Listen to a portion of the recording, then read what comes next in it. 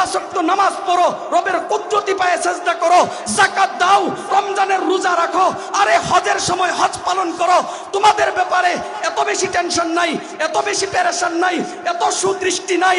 আমার যেই বান্দা নাফরমানি করে, অবাধ্যতা করে, আমি রবকে ছেড়ে দেয়, আমি মালিককে ছেড়ে দেয়, যেই মালিকের যেই বান্দার সাথে রবের সাথে সম্পর্ক নাই, রব তো 24 ঘন্টা ওই বান্দার দিকে তাকায় আর বলে, যদিও গুনাহ করে বান্দা আমার, যদিও নাফরমানি করে মাহফিলে আসছে, যদিও আমাকে চিনে না, আজকে এই মাদ্রাসার মাহফিলে একত্রিত হয়েছে, ও ফেরেশতারা যাও যাও যাও, সাক্ষী থাকো, মাফ করে দিলাম, মাফ মাফ মাফ, সুবহানাল্লাহ, মাফ করে দেন।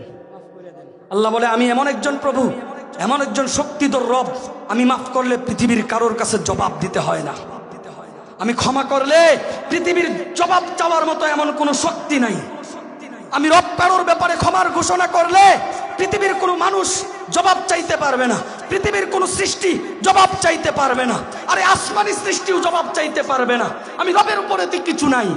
কাজেই বান্দা, আমি রবের জন্য যারা সময় ব্যয় করতেছো, সময় দিতেছো, রবের জন্য যারা একত্রিত হয়েছো, রবের জন্য যারা আগে আগে মাহফিলে এসেছো, মনে রাখবা, দুনিয়ার কোনো পুরস্কার না, দুনিয়ার আত্মতৃপ্তি না, দুনিয়ার গৌরবময় কোনো মঞ্চ না, দুনিয়ার কোনো পাক্তি না, দুনিয়ার একটু ক্ষমতা না, তোমাদেরকে জান্নাত দিয়ে দিলগুলো ঠান্ডা করবে। সুবহানাল্লাহ।